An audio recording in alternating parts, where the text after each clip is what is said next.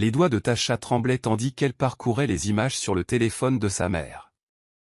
Son souffle se bloquait dans sa gorge et une douleur aiguë lui transperçait la poitrine. Ils étaient là, sa mère, son père et sa petite sœur, Camille, riant sous le soleil doré, devant une station balnéaire qu'elle n'avait jamais vue auparavant. Sa mère portait une robe fleurie éclatante, son père avait son bras autour des épaules de Camille, et la date sur le coin de la photo indiquait le 16 juillet. L'estomac de Tasha se tordit. 16 juillet. La semaine même, elle avait fait des doubles gardes à l'hôpital, épuisée et dormant à peine 4 heures pour pouvoir envoyer de l'argent à la maison. Cette même semaine, sa mère l'avait appelée, prétextant des difficultés financières, et elle leur avait envoyé $500 sans hésiter. Ses mains se crispèrent sur le téléphone tandis qu'elle continuait à glisser. Il y avait plus encore. Le voyage d'anniversaire de Camille, des dîners coûteux, un yacht privé, une visite d'un parc d'attractions, un gâteau avec « Joyeux anniversaire Camille » écrit avec un glaçage élégant. Et pourtant, sur toutes ces photos, aucune trace d'elle. Le cœur de Tasha battait fort lorsqu'elle réalisa. Il ne m'avait jamais invité. Il ne m'en avait même jamais parlé. L'air de la pièce était trop lourd pour respirer. Le son du film qu'elle avait prévu de regarder s'estompa, noyé par l'écho de ses propres pensées. Elle avait passé toute sa vie d'adulte à se sacrifier pour sa famille, envoyant de l'argent dès qu'ils en demandaient, veillant à ce qu'il ne manque de rien, et pourtant, il menait une double vie à son insu. Une vie qui ne l'incluait pas. Elle ravala la boule dans sa gorge, ferma la galerie photo et verrouilla son téléphone. Sa mère était dans la cuisine en train de cuisiner. Tasha n'avait emprunté le téléphone qu'un bref instant pour regarder un film, mais au lieu de cela, elle avait découvert une vérité qu'elle n'était pas sûre d'être prête à affronter. Son sang bouillonnait lorsqu'elle se leva. Elle ne pouvait pas rester une seconde de plus dans cette maison. Tasha sortit en trombe de la maison, la porte moustiquaire claquant derrière elle. La douce chaleur estivale ne parvenait pas à calmer le feu qui brûlait dans sa poitrine. La voix de sa mère l'appela de la cuisine, « Tasha ? Où vas-tu, ma puce ?» Elle l'ignora. Elle ne pouvait pas rester une seconde de plus dans cette maison sans exploser. Sa mère avait agi normalement toute la soirée, discutant des ragots de l'église et de la nouvelle voiture du voisin, tout en sachant, ce qu'elle avait fait. Tasha atteignit sa voiture, ouvrit brusquement la portière et s'installa au volant. Ses mains tremblaient lorsqu'elle enfonça la clé dans le contact. Elle ne savait même pas où elle allait, mais il fallait qu'elle y aille. Elle devait partir avant de dire quelque chose qu'elle ne pourrait jamais retirer. Le téléphone sur ses genoux vibra. Un texto de Camille. « Camille, dis-moi, ma sœur, tu viens toujours chez moi ce week-end ?» Tasha laissa échapper un rire amer. Quelle audace! Comment Camille pouvait-elle rester assise là, à taper des messages comme si tout allait bien, comme si elle n'avait pas passé son anniversaire sur un yacht sans qu'on lui en parle? Elle serra les mâchoires, serrant le volant. Une douleur profonde et lancinante s'installa dans sa poitrine. Elle avait passé des années à croire qu'ils formaient une famille unie. Chaque heure supplémentaire qu'elle prenait, chaque nuit blanche, chaque dollar envoyé, tout cela était pour eux. Et c'était ainsi qu'il la remerciait? En la traitant comme un distributeur automatique anonyme? Sa vision se brouillait de larmes retenues. Elle n'était plus en colère. Elle était dévastée. Elle expira lentement, se forçant à respirer. Elle avait un choix à faire. Elle pouvait retourner en elle-même et exiger des réponses, mais à quoi bon? Ils avaient déjà pris leur décision. Ils avaient choisi une vie où elle ne serait rien d'autre qu'une pourvoyeuse, pas une fille. Ses mains bougèrent avant que son cerveau ne rattrape son retard. Elle prit son téléphone et ouvrit les messages. « Tasha, ne me contacte plus jamais. » Elle hésita, son pouce sur le bouton d'envoi. Puis elle repensa à ses photos. À ses rires. Les vacances. Les secrets. Elle appuya sur « Envoyer ». Et puis, avant même de pouvoir se convaincre, elle bloqua le numéro de Camille. Elle prit une inspiration tremblante. Il était temps de laisser le passé derrière elle. Elle enclencha la marche avant et quitta la maison sans se retourner. Tasha traversa les rues tranquilles, serrant si fort le volant que ses jointures en devinrent blanches. Les lumières de la ville se brouillèrent tandis qu'elle retenait ses larmes, le cœur battant la chamade. La trahison l'avait profondément blessée. Elle avait toujours su qu'elle était responsable, celle qui maintenait les choses en ordre, celle qui se sacrifiait pour que sa famille puisse avoir une vie meilleure. Mais elle n'avait jamais imaginé qu'il ne la voyait que comme un compte en banque. Elle s'engagea sur l'autoroute, le ronronnement de la voiture étant le seul bruit qui illuminait le silence. Son esprit repassait sans cesse les images du téléphone de sa mère, les vacances en famille, les fêtes d'anniversaire, le bonheur qui existait sans elle. Combien d'autres fois avait-elle fait cela? Elle avait passé des années à donner, à travailler de longues heures à l'hôpital, à zapper les vacances et les soirées entre amis juste pour envoyer de l'argent à la maison quand il le demandait. Les excuses de sa mère semblaient toujours pressantes. Tasha, on a juste besoin d'un peu d'aide pour les factures.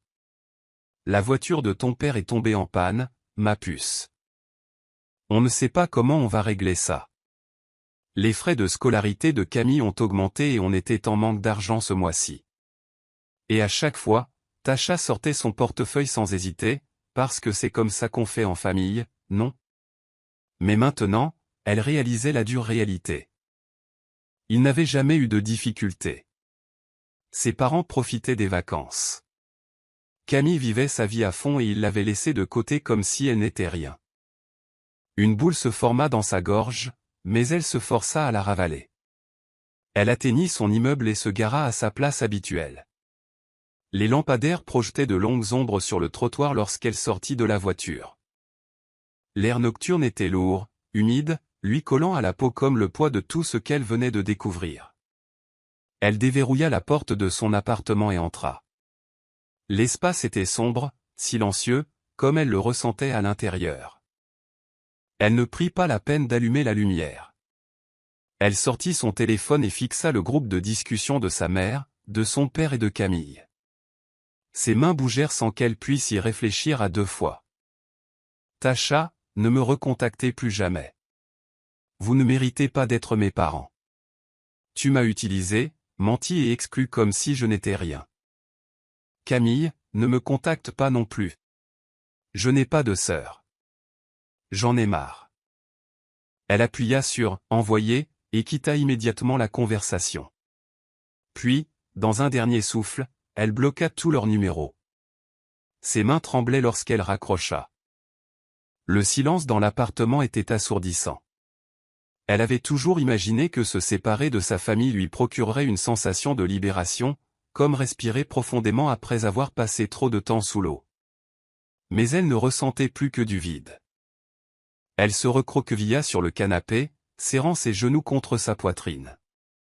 En vérité, elle avait passé tant d'années à être indispensable qu'elle ne savait plus qui elle était sans eux. Pour la première fois de sa vie, elle était seule. Et elle ne savait pas quoi faire ensuite. Le lendemain matin, Tasha se réveilla au son du silence. Aucun appel manqué.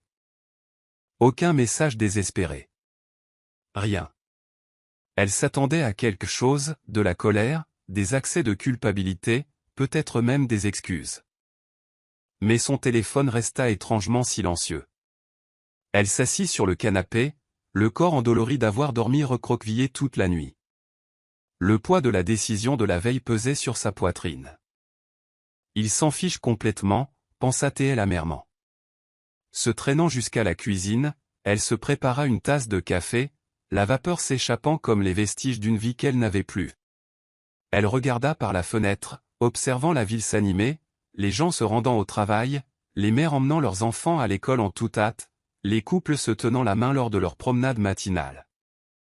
Son monde s'était arrêté, mais celui des autres continuait d'évoluer. Elle prit une gorgée de café, essayant d'avaler l'amertume de la boisson et de ses pensées. Il était peut-être temps d'accepter la vérité, elle ne leur avait jamais vraiment appartenu. Elle n'avait été qu'utile. Un coup à la porte la fit sursauter. Son cœur battait fort. Il n'arriverait pas comme ça, n'est-ce pas? Tasha hésita avant de s'approcher. En jetant un coup d'œil par le Judas, elle en eut le souffle coupé. Ce n'étaient pas ses parents. C'était Jordan, sa meilleure amie. Elle expira et ouvrit la porte. Jordan, avec sa peau couleur miel et ses boucles serrées en chignon, la toisait de haut en bas, son regard perçant scrutant le visage fatigué de Tasha. « Putain, ma fille. T'as une sale tête. » Tasha laissa échapper un petit rire sec. J'en avais envie aussi. Jordan n'a pas attendu d'invitation. Elle est entrée, un sac de plats à emporter à la main. L'odeur des crêpes et du bacon emplissait l'appartement. Je pensais que tu ne mangerais pas, alors voilà. Tasha ferma la porte derrière elle, les yeux piquants par ce simple geste. Tu n'étais pas obligé. Bien sûr que si, dit Jordan en posant la nourriture sur le comptoir. Maintenant, assieds-toi. Parlez-moi, soupira Tasha en tirant une chaise. Je l'ai coupé. Jordan haussa un sourcil. Vraiment? Tasha hocha la tête. Vraiment? Elle raconta alors tout à Jordan, les photos cachées, les vacances, les anniversaires auxquels elle n'avait jamais été invitée, les années de sacrifice qui n'avaient servi à rien. Quand elle eut fini, Jordan secoua la tête. Je te l'avais dit, Tasha. Je te l'avais dit il y a des années, ta famille se servait de toi. Mais tu n'arrêtais pas de trouver des excuses. Tasha serra les dents. Je devais croire qu'il m'aimait. Sinon, à quoi bon tout ça? Soupira Jordan en tendant la main par-dessus la table pour serrer celle de Tasha. Écoute-moi bien. Ce n'est pas parce qu'ils sont de ton sang qu'ils sont de ta famille. La famille ne vous traite pas comme ça. Elle ne vous prend rien et ne vous rend rien. Vous méritez mieux. Tasha déglutit difficilement, retenant ses larmes. Alors pourquoi ça fait encore mal? L'expression de Jordan s'adoucit. Parce que tu les aimes. Et ils ne t'aimaient pas de la même façon. Un silence s'installa entre eux, lourd et douloureux. Tasha prit une profonde inspiration. Je ne sais pas qui je suis sans eux. Je ne sais même pas par où commencer. Jordan lui adressa un petit sourire entendu. Alors commence par toi-même. Camille était assise sur le canapé, les yeux rivés sur l'écran de son téléphone, relisant sans cesse le dernier message de Tasha. Tasha, ne me contacte plus jamais. Vous ne méritez pas d'être mes parents. Vous m'avez utilisé, menti et exclu comme si je n'étais rien. Camille, ne me contacte pas non plus. Je n'ai plus de sœur. J'en ai marre. Son estomac se tordit. Elle avait cru que Tasha était simplement folle, comme toujours. Elle avait supposé que, comme toujours, sa grande sœur se calmerait au bout de quelques jours et que tout reviendrait à la normale. Mais là, c'était différent. Elle a appuyé sur le contact de Tasha et a appuyé sur « Appeler ». Nous sommes désolés. Le numéro que vous essayez de joindre n'est plus en service. Le souffle de Camille s'arrêta. Elle réessaya. Même message. Ses doigts tremblaient tandis qu'elle envoyait des textos. Camille, Tasha, arrêtez de faire les folles. Rappelez-moi. Aucune réponse. Un malaise la submergea. Elle consulta le groupe familial, mais Tasha avait disparu. Elle ne les ignorait pas. Elle les avait coupés. Maman. Camille cria, la voix éraillée par la panique. Un instant plus tard, leur mère, Debra, entra dans la pièce en s'essuyant les mains sur un torchon. Pourquoi tous ces cris? Camille brandit son téléphone. Tasha m'a bloqué. Debra fronça les sourcils. Comment ça, t'avoir bloqué? Je ne peux pas l'appeler. Elle a quitté le groupe et ne répond plus. Debra pinça les lèvres. Eh bien, elle reviendra. Tu sais à quel point Tasha est dramatique. Camille remua, mal à l'aise. Je ne pense pas qu'elle reviendra cette fois.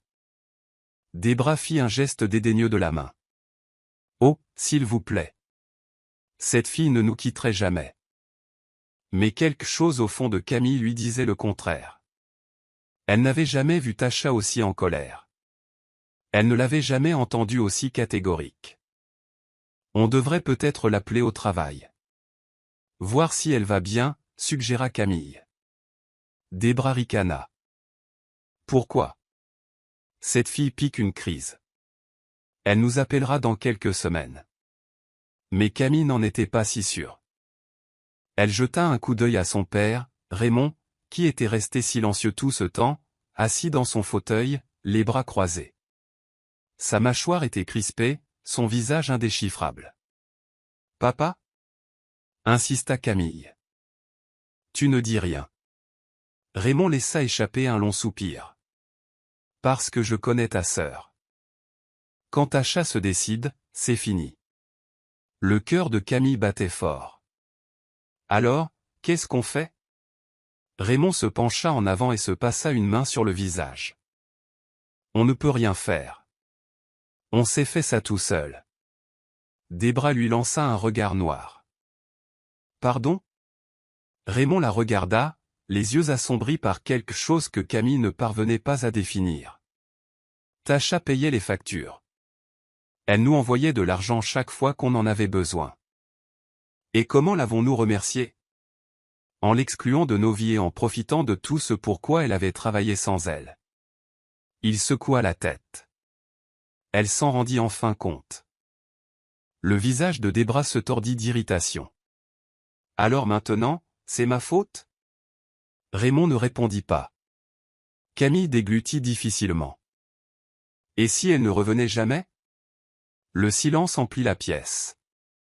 Pour la première fois, Camille vit sur le visage de sa mère une peur qu'elle n'avait jamais vue auparavant. Car au fond d'elle, elle connaissait toute la vérité. Tacha ne reviendrait pas.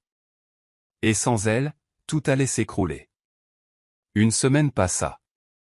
La maison, autrefois remplie de rires et du brouhaha de la vie quotidienne, était désormais étrangement silencieuse. L'absence de Tacha pesait plus lourd qu'il ne l'avait imaginé. Au début, Debra l'avait ignoré. Elle croyait sincèrement que Tacha dramatisait et qu'elle reviendrait en rampant une fois sa crise passée. Mais à mesure que les jours passaient sans nouvelles, sans appel, sans message, un malaise lancinant s'installa dans sa poitrine. Elle était trop fière pour l'admettre à voix haute. Mais pour la première fois de sa vie, elle était inquiète. Un soir, alors qu'elle faisait la vaisselle devant l'évier, Raymond entra dans la cuisine, une liasse de billets à la main. Il les déposa sur le comptoir. « Il faut qu'on parle. » Debra s'essuya les mains en le regardant. « De quoi ?» Raymond poussa un long soupir. « À propos de ces factures, Debra. » Il tapota la pile. L'électricité, l'eau, l'hypothèque, Tacha aidait pour tout ça. Maintenant qu'elle était partie, il s'interrompit, se frottant la nuque. Debra sentit son estomac se nouer. « Qu'est-ce que tu dis ?»« Je dis qu'on est à court ce mois-ci, » dit Raymond. « Très court. » Debra ricana en agitant la main d'un air dédaigneux. « On a déjà réussi, on y arrivera encore. » Raymond serra les dents. « Non, on ne le fera pas. » Il s'approcha, baissant la voix. « Tu te rends compte de la somme que Tacha payait pour cette maison? Chaque mois, elle envoyait de l'argent, parfois plus que ce qu'on demandait. Et maintenant? On se retrouve avec des avis de retard. » Debra croisa les bras. « Alors il faut que tu fasses des heures sup. » Raymond laissa échapper un petit rire sans humour. « Des heures sup? Des heures sup? Je travaille déjà 60 heures par semaine, Debra. Et toi? Tu passes plus de temps au salon à bavarder qu'au travail. » Les narines de Debra se dilatèrent.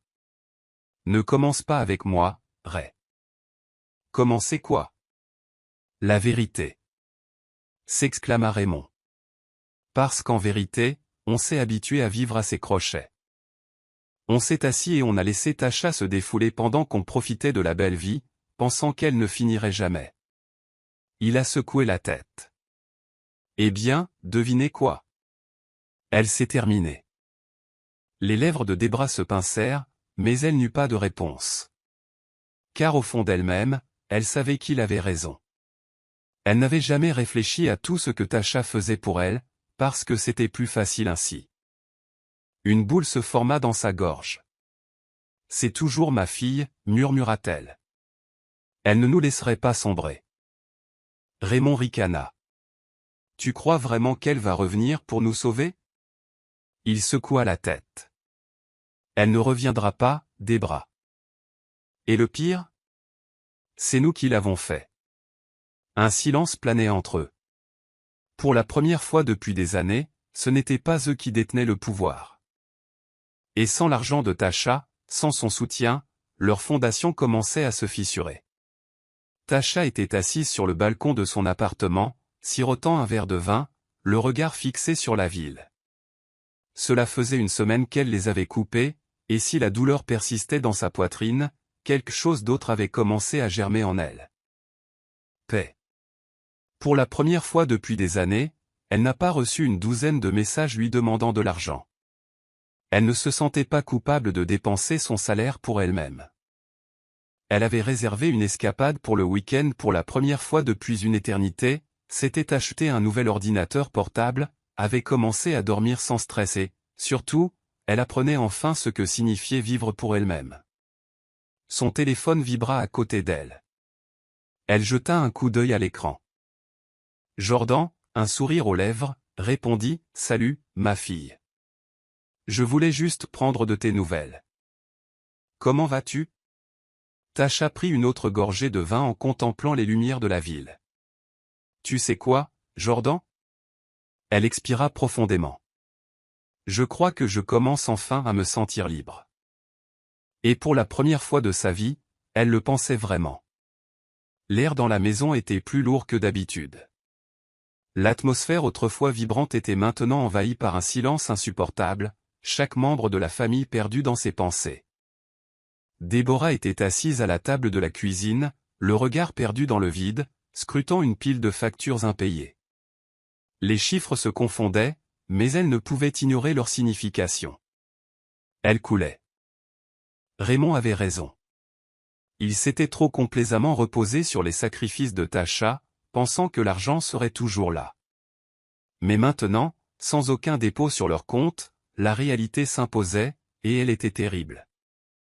Depuis le salon, Camille était assise, recroquevillée sur le canapé, parcourant les anciens messages de Tasha, essayant de comprendre comment la situation avait pu empirer. Elle avait essayé de rappeler. Pas de réponse. Elle avait envoyé des SMS. Elle les avait lus, mais n'avait pas répondu. C'était comme si Tasha avait disparu. Pour la première fois de sa vie, Camille ressentit la douleur profonde et insondable du rejet, et elle détestait ça. « Maman, dit-elle soudain en levant les yeux de son téléphone. Je pense qu'on devrait aller chez elle. Déborah ricana sans lever les yeux. Et dire quoi? Camille hésita. Je ne sais pas. S'excuser? Lui demander de revenir. Raymond laissa échapper un rire amer à l'autre bout de la pièce. Revenir? Tu crois vraiment qu'elle va nous laisser revenir dans sa vie après ce qu'on a fait? Camille fronça les sourcils. Elle fait toujours partie de la famille. Raymond secoua la tête. On ne se traite pas comme ça dans une famille. Ces mots ont profondément touché Déborah. Elle avait passé des années à justifier leurs actes, se persuader que ce qu'ils faisaient était normal. Les parents élèvent leurs enfants. Et puis leurs enfants leur rendent l'appareil. C'est comme ça que ça fonctionnait. Mais au fond, elle savait que ce n'était pas le cas. Ils n'avaient pas seulement pris Tasha. Ils l'avaient utilisée. Et maintenant, ils en payaient le prix. Un coup violent à la porte résonna soudain dans la maison. Le cœur de Déborah fit un bond. Camille se redressa brusquement. Tu crois? Elle n'a pas terminé sa phrase. Au lieu de cela, elle s'est précipitée vers la porte, les mains tremblantes, en l'ouvrant. Mais ce n'était pas Tasha. C'était le propriétaire. Et il n'avait pas l'air content. Madame Price, dit-il d'un ton sec. Ton loyer est en retard. Déborah sentit à nouveau son estomac se nouer. Je sais, j'ai juste besoin d'un peu plus de temps. Le propriétaire croisa les bras. Je t'ai déjà accordé un délai supplémentaire. Si je n'ai pas le paiement intégral d'ici la fin du mois, tu devras trouver un autre logement. Camille sentit le sang lui quitter le visage. Raymond serra les mâchoires, mais ne dit rien. Le propriétaire leur lança un dernier regard noir avant de s'éloigner. Alors que la porte se refermait, le poids de la situation s'installa. Pour la première fois depuis des années, il n'avait plus le contrôle. Tasha, elle, l'avait. Et si elle ne revenait pas, ils devraient affronter la dure réalité. Ils étaient livrés à eux-mêmes. Tasha étendit ses jambes sur la chaise longue, savourant la chaleur du soleil sur sa peau. Elle avait passé la matinée dans un spa, à se faire soigner complètement, massage, soins du visage, tout le tralala. Et maintenant, assise sur le balcon d'un hôtel de luxe qu'elle avait réservé pour le week-end, elle ressentait quelque chose qu'elle n'avait pas ressenti depuis longtemps, du bonheur. Son téléphone vibra sur la table à côté d'elle. C'était un message de Jordan. « Jordan ? Tu vas bien ? Ta famille t'embête encore ?» Tasha sourit en sirotant son cocktail avant de répondre. « Tasha, non. Je crois qu'ils ont enfin compris le message. » Et honnêtement, elle ne s'était jamais sentie aussi bien. Le deuxième avis d'expulsion arriva 3 jours plus tard. Les mains de Debra tremblaient tandis qu'elle dépliait la lettre, son regard parcourant les mots encore et encore, espérant s'être trompée. Ce n'était pas le cas. Dernier avertissement, paiement dû dans 7 jours. Sa poitrine se serra. Elle se tourna vers Raymond, assis à la table, une bière à la main, le regard vide fixé sur la télévision. « On a une semaine », dit-elle d'une voix à peine plus forte qu'un murmure. Raymond ne répondit pas. Il prit simplement une autre gorgée de son verre. Camille, assise au comptoir, feuilletant les informations sur son téléphone, leva les yeux. Une semaine avant quoi? Debra déglutit difficilement. Avant qu'on soit expulsé. Les mots firent l'effet d'une bombe. Camille se leva brusquement de sa chaise. Quoi? Maman, qu'est-ce que tu veux dire par « expulsé » Debra claqua la lettre. Je veux dire, on n'a pas ce foutu loyer, Camille. Et si on ne paie pas, on est viré. Camille en eut le souffle coupé. Non, non, non, non. On doit juste le faire, on peut peut-être. Elle s'arrêta, son regard se portant vers son téléphone. Il n'y avait qu'une solution. Une seule personne pouvait régler tout ça d'un simple transfert, Tasha. Mais la simple idée de tendre la main lui retournait l'estomac. Elle avait passé des années à profiter des sacrifices de Tasha, la traitant comme un distributeur automatique ambulant, pensant que l'argent ne s'arrêterait jamais. Mais maintenant, Camille réalisait à quel point elle avait tenu sa sœur pour acquise. Tasha avait toujours été là, toujours, jusqu'à ce qu'elle ne le soit plus. Les doigts de Camille planaient sur son écran. Elle ouvrit ses messages, le cœur battant, tandis qu'elle cliquait sur le contact de Tasha. Son dernier message était simple, « Tasha, tu es sérieuse?